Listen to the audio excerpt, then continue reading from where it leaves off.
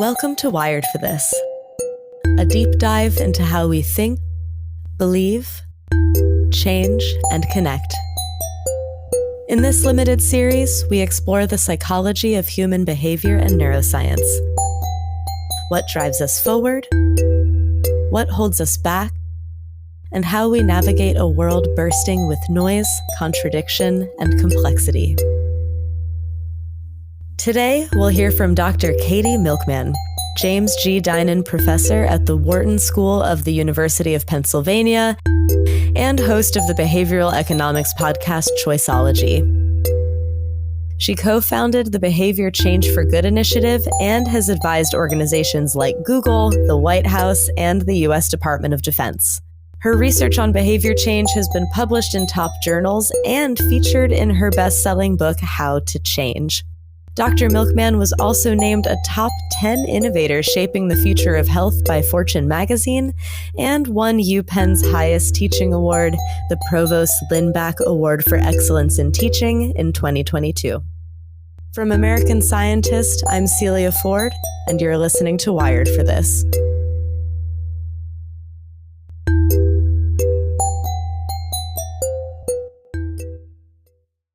I want to start by asking a couple questions about you and your career, because you work with a wide range of people, including academics, business leaders, podcast listeners. When it comes to the challenge of actually changing behavior, is there anything that you find yourself explaining over and over again across all of these groups of people? Like, what seems to be the thing we consistently get wrong and struggle with the most? One common misconception is that there is sort of a list of life hacks that science has developed that are universally applicable and that can help people achieve their goals and make the change they want to make. And so one thing I explain often is that there's really not universal solutions that are very helpful for the most part. It's rather that there are tailored solutions that are situation specific and specific to the barriers are preventing change. Everyone should have a clear goal, for instance, and it's good to make a plan. But for the most part, we're looking at what is it specifically that is challenging you? Are you procrastinating because this is an activity that you despise engaging in that you need to pursue in order to achieve your goal? Do you have habits that are holding you back? Do you have a social environment that's creating pressure to conform in a direction that's harmful? Each of those different barriers means a different solution will work. And often people want that sort of one size fits all, tell me what the science says I should do kind of answer. And that's just not the way that behavior change typically works. Before we dive too deep into the behavioral science and psychology of all of this, I'm curious whether there's been a big moment when you've had to change your own mind, whether that was related to this line of research or something else in your life, and what that process was like for you. There have been many, and so now I have to pick one, but maybe a particularly relevant one to this audience had to do with my thinking about habit formation and how we could use scientific methods to gain insight into what would help people form durable habits. I had what I now know is a misconception. We could find a solution that would help people build a habit over the course of a few months, say, or even a shorter time period, and that then we could sort of let go. And people who had built a healthy habit around, say, exercise would not really need support anymore because they would have built that habit. It would be on autopilot, and forever after, they would be able to do the thing that they wanted to do regularly.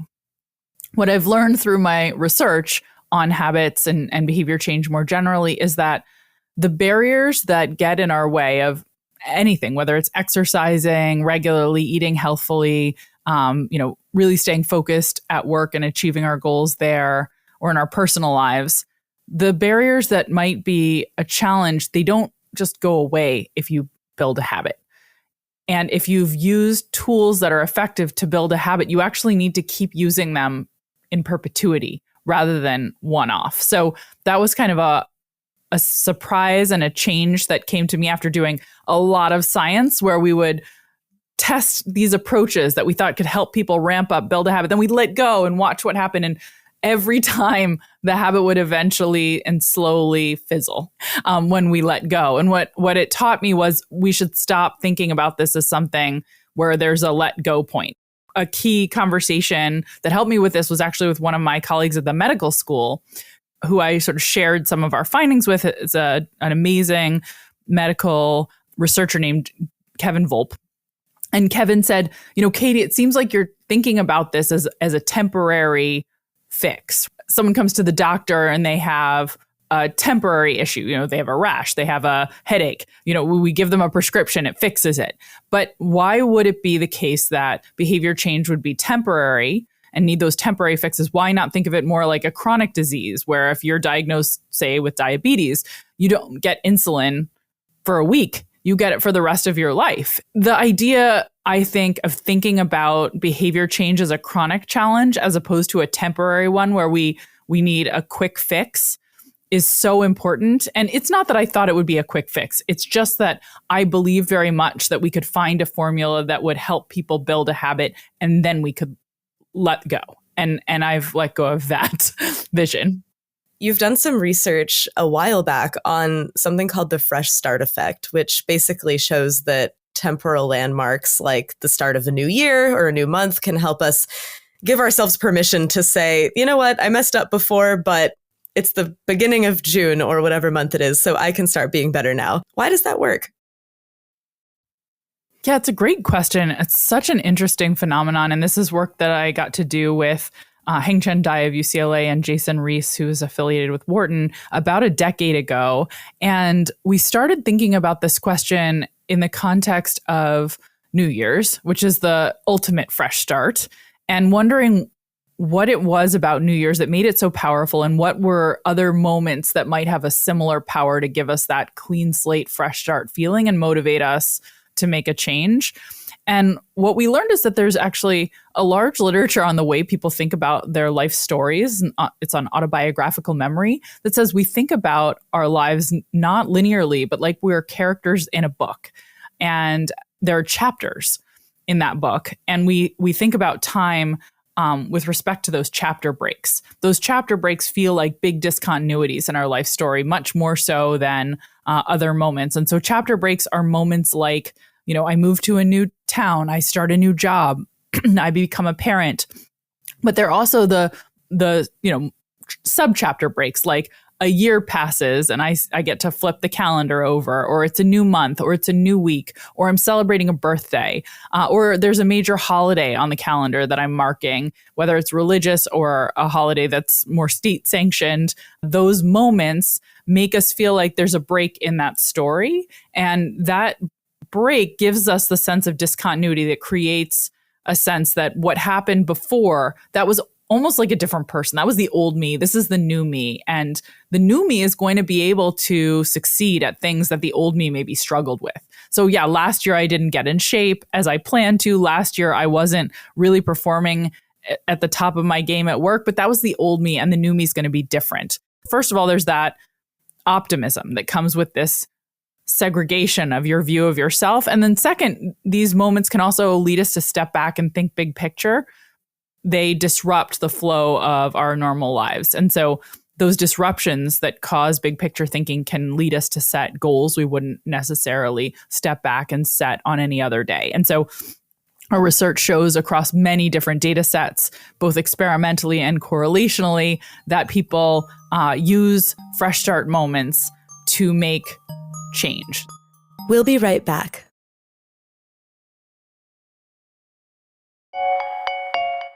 I-4 2025 registration is now open. Be among the first to register for I-4 2025, Sigma's Eye's annual conference featuring award-winning research presentations, keynote speakers, and panels. This year's virtual format offers an international conference experience at affordable rates with no travel required. Visit www.experiencei4.org to learn more and register today. You're listening to Wired for this.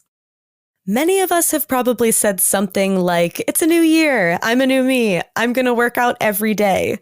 And always by mid-February, that gym membership is already going to waste. It's a classic. So, to what extent does the fresh start effect actually help us form lasting habits? And to what extent is it a little delusional?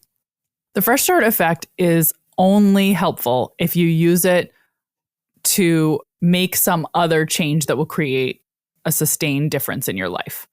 It's not going to propel you forward for long enough to do much on its own. So let me give you an example. We did one experiment where we were inviting people to sign up for a 401k savings plan at their organization. So they're working for an employer that offers this tax benefited way of saving. You put money in a tax-free account. You save for retirement. In fact, they also offer a match. And we tested whether or not encouraging people to begin saving at a fresh start date was more effective than encouraging them to begin at another time. Why choose this as opposed to just encouraging people to go to the gym? Well, the answer is you actually only have to make one decision to have a massive impact on your future. Because once you've signed up for this program, a portion of your paycheck is set aside and sent to savings thereafter. For every month, it happens automatically. So in a moment when you feel motivated to make a change, taking a single action is very impactful for your whole financial future. That's what the fresh start effect is great at. If it propels you to do something that has long-term consequences and can make your life better. You enroll in an educational program and now you are committed to doing something for the next 6 months, 12 months, 2 years. You enroll in a 401k savings plan. You sign up for lessons with a personal trainer that are weekly for a certain length of time. These kinds of decisions that you make in that moment, or you get a colonoscopy, which is something you've been putting off, but it's incredibly important to your health to do that once every decade. That's what the fresh start effect is best for. It's for starting you on a path, but it's not going to keep you on that path. So you need the path you choose to be one that has its own strategies built in for keeping you successful. Sometimes I imagine we may not even recognize that we need to change our behavior, or at least have a hard time knowing whether a habit we've adopted is actually serving us. So how can people create systems that can help them notice whether a change they're making is actually helping? So if you define in advance what your goals are and set up a measurable way to say, I will feel that I've succeeded if XYZ, measurable outcomes, objective, not subjective. And then you check back at a fixed point in time and you say, how have I done? That's a really useful strategy for avoiding self-trickery that we can engage in when things aren't working.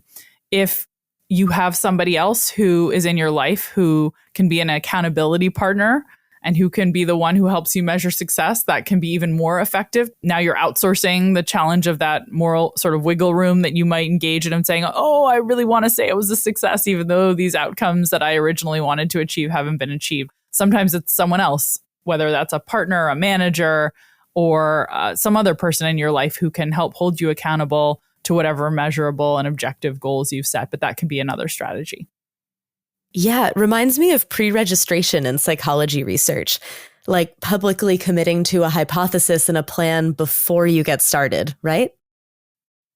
Absolutely. And it's really the same concept. So pre-commitment is the underlying concept behind both of these strategies. And, it's as old as the Odyssey, in which we know the sirens were a danger to Odysseus on his journey around the world. So the story of the sirens in the Odyssey is that every prior ship that's gone by this island with the sirens on it has met shipwreck and doom because they've been lured too close and they've gotten trapped in the rocks and had their ships destroyed. Odysseus learns this and he pre-commits. He says, bind me to the mast so that I can't adjust the course of our ship. He has all of the men on the boat plug their ears with wax and he says, keep rowing no matter what.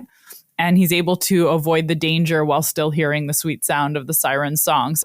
that's the original example in literature of pre-commitment. And we use it today for so many different things. We can use it to assess whether we've achieved our goals. We can use it to make sure as researchers we don't fudge at all, even with the best of intentions, and report data that isn't quite up to the standard it should be in terms of the original goals of the research.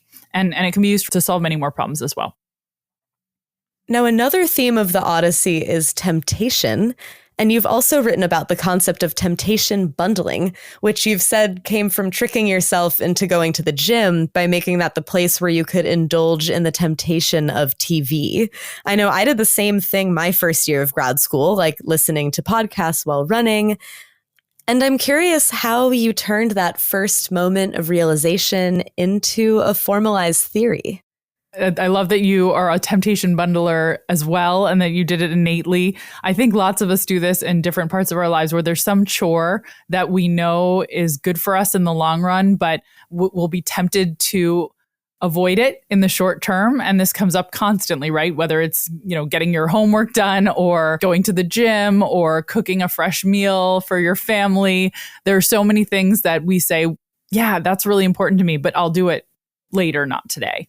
So when procrastination and temptation are in your way, what you have to really realize is that you need to find a way to change the equation so that you actually enjoy in the moment the thing that used to feel like a chore. So how can you do that? There are many strategies, but one of them is find something tempting, find something instantly gratifying that changes the equation so that you can only enjoy that temptation while you're pursuing the chore. And I sort of realized in doing this to pull myself to the gym that this is a form of commitment device. It's a form of commitment strategy of using a lure, in that case, TV shows, in your case, podcast listening, to change the actual experience of pursuing a goal so that it became more pleasant. It became something that was looked forward to. We ran experiments and have shown that this is an effective strategy, that people have some ability to self-impose it, though if it's imposed by benevolent outsider, it can be even more effective, as is the case with many types of tools. It's a little harder to self-impose than it is to have someone else helping you. And of course, it can be applied to many more things than exercise. You can think about temptation bundling strategies that can help you with any chore, whether it's studying at the library. You only get to pick up the Frappuccino you've been craving when you're heading to hit the books and only get to drink it while you're actually doing the work.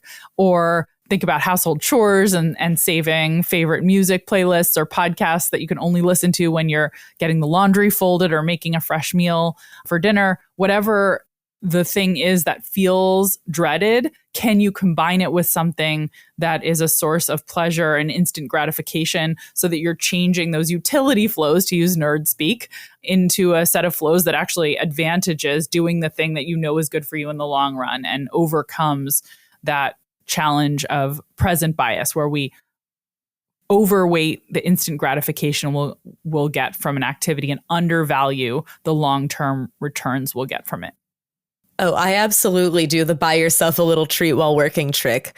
But sometimes I do cheat and I get that treat when I'm not working. Like sometimes the temptation bundles do unbundle.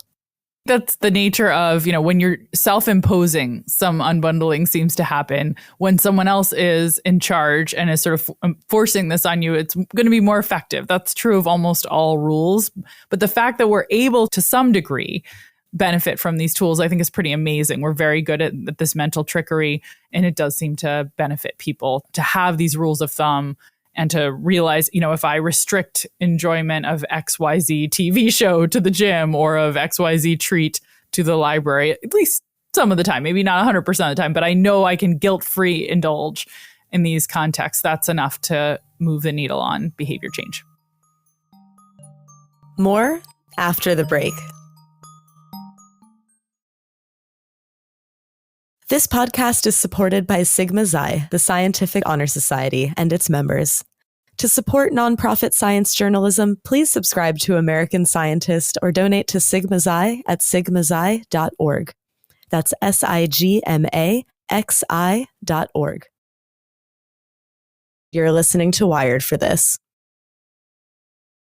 Once we've theoretically committed to changing, what can get in the way of making that change happen?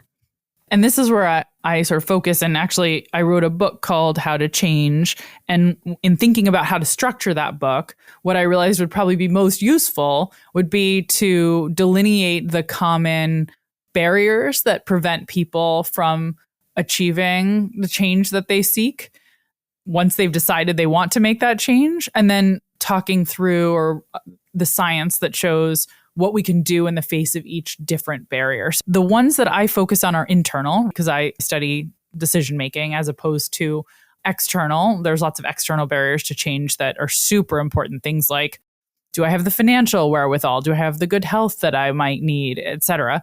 But internally, the most common barriers that my research and the research of others in this field have identified are, first, just the challenge of getting started, sort of deciding now is the time. That can be a barrier. And we've already spoken a little bit about the fresh start effect, which can be a solution there, sort of identifying moments that give you the sense that, yes, now is the right time and is a feasible moment. So that's one. There's also the barrier of impulsivity, which we've also talked about. Temptation, present bias, these are all different names for impulsivity. If it's not instantly gratifying to make the change, I may not make it. The sort of flip side of impulsivity, but that can look a little different, is procrastination. So I think of that as its own challenge that we have to think about, sometimes with a slightly different set of tools than impulsivity. There's forgetfulness, which a lot of people forget about. It doesn't seem like, if it's a priority, why would I ever forget? And yet, if it's not top of mind at the moment when you can take action, sometimes we fail to follow through on important changes simply because of that issue. And so I think forgetting is underappreciated as a challenge that can get in the way, and relates to planning and making sure you've facilitated time and schedule arrangements that allow you to focus on the change you want to make. It can also be a barrier if you have habits that are standing in your way. And I write about this barrier as laziness, which sometimes people take issue with, but I'm a computer scientist by training, so I think of that as a positive term. So good algorithms are lazy, and so are good humans. We're built with a good operating system that looks for shortcuts and routines that we can repeat, but that can be a barrier to change if you have a set of habits and if you fall back on the easiest solution, even though it's also a really nice feature of our operating system in terms of saving energy and capacity. Confidence is another challenge. If you don't believe that you can make a change, you think, I'm not up to this, then that can be a major barrier to success. And very related to confidence, and we've touched on this a little bit already in our conversation as well, is conformity. And this starts to bridge between the internal and the external. If the people I surround myself with are showing me one path and it's not the path that's aligned with change, that can become a barrier to making a change. It can change my self-confidence and my concept of what is feasible. So conformity can be a solution if you surround yourself with peers who show you the way, but it can also be a challenge if the people you're spending your time with are demonstrating a lack of commitment to whatever change it is you want to make. As you were talking about laziness, you mentioned that you were trained as a computer scientist. And in the past, you have said that you approach problems like an engineer. So I'm curious what you mean by that.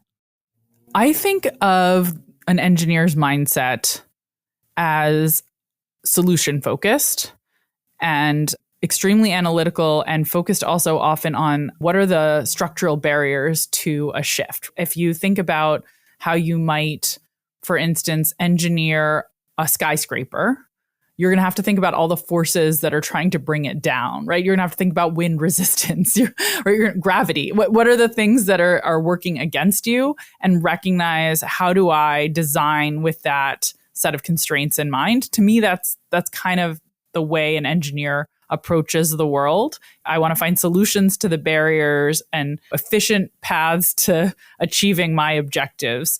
That's really what the science of behavior change, I think, is all about when it works right. It's understanding what is the thing standing in the way and how can we engineer a solution that circumnavigates it. So we talked about temptation bundling. To me, that's very much an engineered solution to present bias.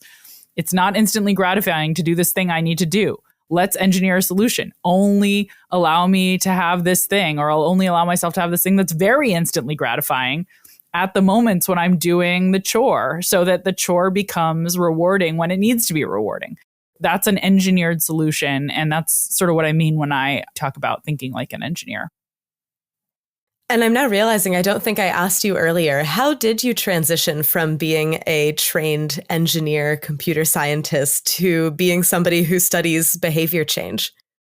Inelegantly, I had never really heard of the field I am now in, and began a graduate degree program without an understanding of what it was. The graduate degree program I was in computer science and business. And I thought I was really interested in massive data sets and the way that Silicon Valley was sort of changing the way people made decisions and the data we collected about people's choices. And that maybe I could combine business and computer science to learn interesting things about the world. But it was actually in a required microeconomics graduate course during my degree program that I discovered behavioral science, behavioral economics, learned about things like present bias, people's tendency to struggle with temptation, and that was being modeled systematically by economists, and that you could analyze these kinds of questions in big data sets. And I thought, this is the most interesting thing in the world. And I don't know how I could possibly do anything else with the rest of my life but study these questions. And so in the middle of this graduate program in a very different field with a different typical path, I was lucky to find some mentors who were willing to let me pivot and still graduate and study what I was passionate about. So very grateful to the folks who said, sure, Katy, that sounds close enough to what you were supposed to be doing. And it sounds like good science. So go right ahead. Honestly, bless the graduate advisors who say, you know what, close enough. Yes. And who let you follow the things that make you really curious. As they were happy that I was doing science that was rigorous and publishable, and not too concerned that it was a bit deviant from what was supposed to be happening in that program. And now you do run these large-scale mega studies that test behavioral interventions on the order of hundreds of thousands of people, which is very different from how a lot of scientific experiments are usually run with, relatively small groups of people in controlled lab setting. Can you tell me more about how you go about studying behavioral change with big data sets, big groups of people? We've even had projects with millions of people. I'm very proud to be able to say, it gets even bigger than the hundreds of thousands. But I mean, the answer is that it's really just a scaled up version of what people did in the 1950s in laboratory experiments, except we do it in the wild and we do it with much larger samples. So the original experiments, or it goes even further back than that, of course. But if you think about some of the classic social psychology experiments, say the Ash experiments on social conformity, where a small group of people would be brought into a lab and, Confederates would show them or behave in a certain way, and then you'd watch how the subject in the experiment behaved. We're doing things kind of like that, but in the digital world with millions of people, and on different platforms. So let me give you a more concrete example.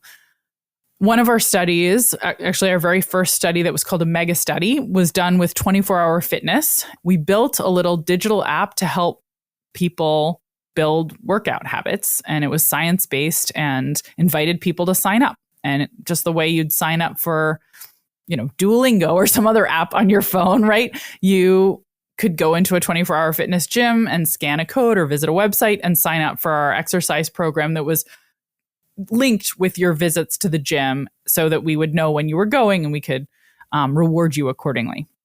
That program was science in action. I think we had about 63,000 people sign up, which is still a lot bigger than the 100 people who are in a typical laboratory experiment. When they enrolled, they sign up for the program, they give us their phone number, their email address, they consent to the program terms, which is also consent to being in the research. We randomly assign them to one of, actually in this case, 54 different versions of the program built by different teams of scientists with different theories of what would create the most compelling behavior change and help people be motivated to exercise more regularly. To look under the hood a little bit, what are the different theories of change being tested? How are they being tested?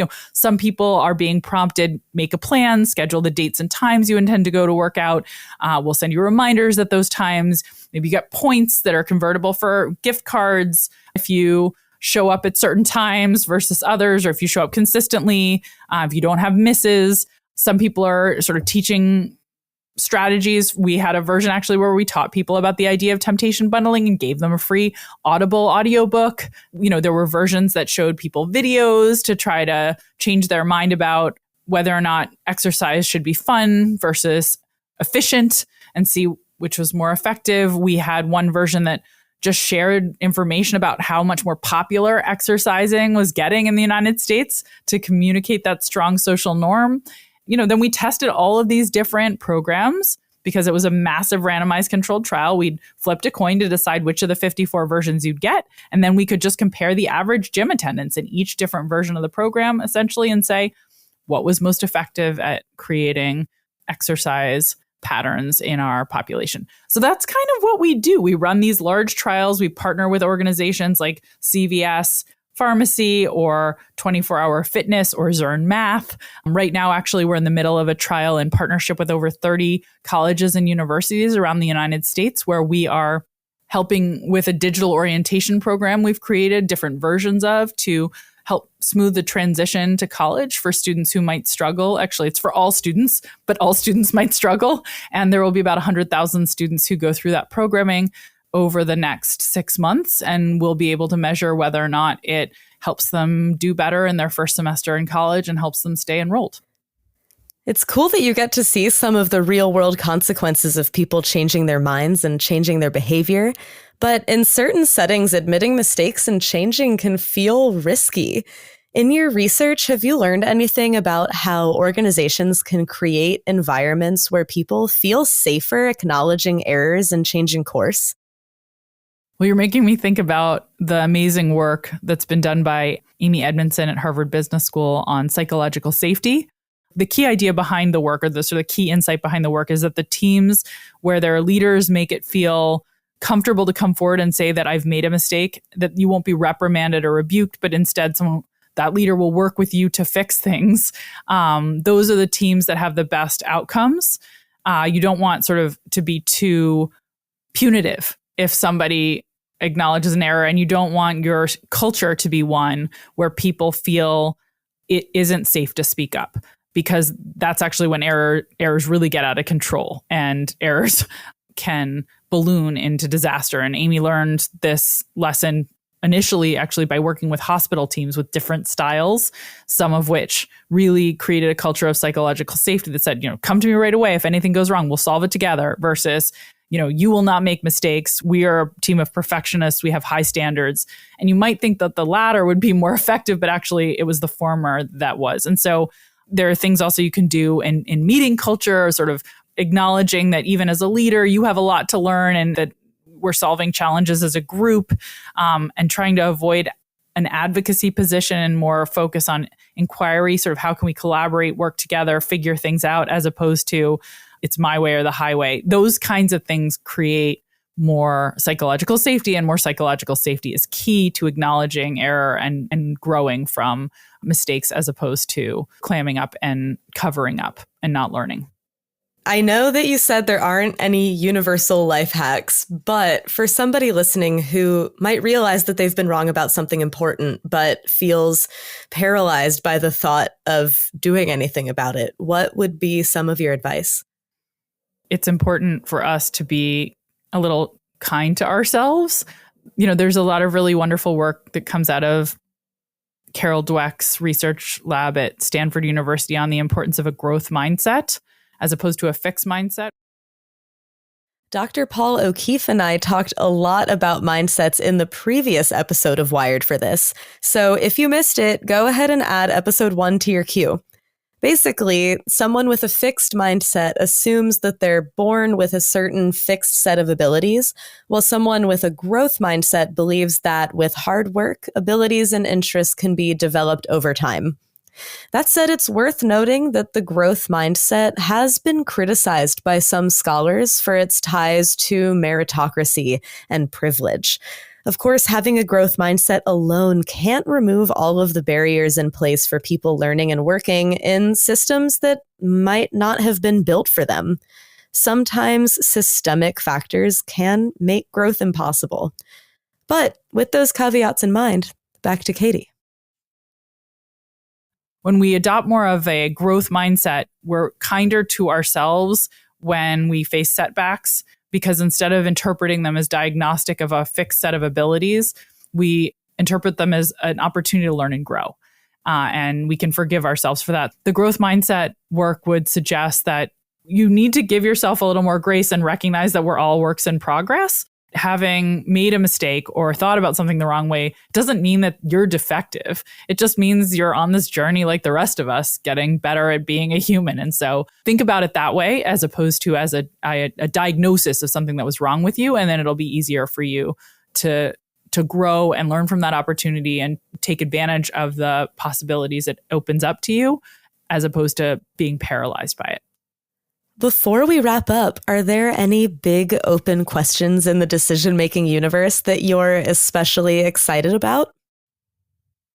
There are so many, which is wonderful. I'm so excited about so many things these days. AI has opened up all sorts of interesting questions about how people make choices when interacting with these AI systems. Do they, suck us in and reduce our need and capacity for interactions with others? So are they complements or substitutes for human interaction? To what degree? There's so many questions that are interesting about AI. I'm doing some really interesting work on the best way to pursue multiple goals simultaneously, led by an amazing PhD student named Sophia Pink. I think there's a lot more that's unknown about how to achieve the most we can when we have multiple, sometimes competing, difficult goals than there is that's known. So many open questions there that I'm really excited about. And I'm doing some reading and thinking right now about the way we tell stories about ourselves and others can shape our decisions that we haven't uncovered fully. And so I think there's a lot of interesting questions around that. Many things to be excited about at this moment. There's so much more we don't know than that we do about decision making. And it's just an exciting time to be in this field with growth of data and opportunities for doing interactive, massive trials to learn more. You mentioned AI in passing, and I'm kicking myself for not asking you about this earlier, since it's such an obvious new variable that's being thrown into the mix. How is AI changing how people set goals, stick to new habits, and change their minds? I think it's an amazing support system. And if you think about the importance of sort of reminders, accountability, one of the reasons that we can be more successful in certain situations is because we have someone who's there to sort of nag us at the right moment, make us feel accountable, keep track of our success. Those kinds of tools, though, are often not available to everyone. Maybe you don't have a person in your life who can serve that role. Maybe you can't afford a personal trainer, right? Or a nutrition coach or a work coach. And now with AI, there's an opportunity to start creating systems that have that flavor, but are much more accessible to a wide set of people. And so I think that's a really exciting opportunity in the behavior change space. And we'll also be able to start experimenting and understanding what are the features that make those kinds of tools most effective. So that's one big question on behavior change that we're trying to figure out. And dialogue is also just so much more engaging. One of the challenges we often have when we're trying to test new ideas at scale is, how do you really get people's attention and focus, and how can you change the way they're thinking? And it's much easier to have that happen in dialogue than, if we send a text message or a letter or an email, which is so easy to ignore.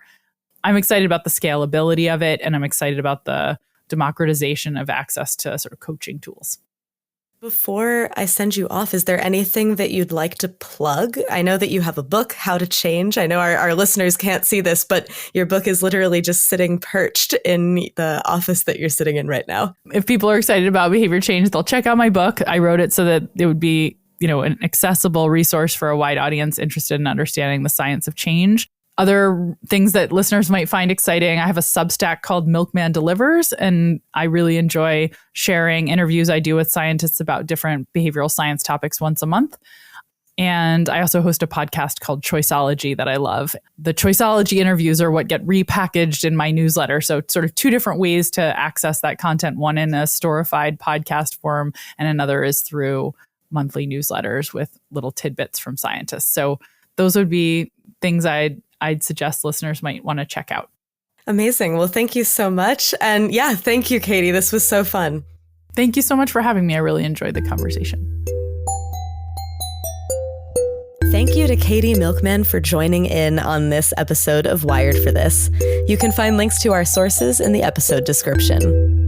You've been listening to a podcast by American Scientist, published by Sigma Xi, the Scientific Honor Society. Wired for This is produced and edited by Nabata Inani and hosted by me, Celia Ford. Thanks for listening.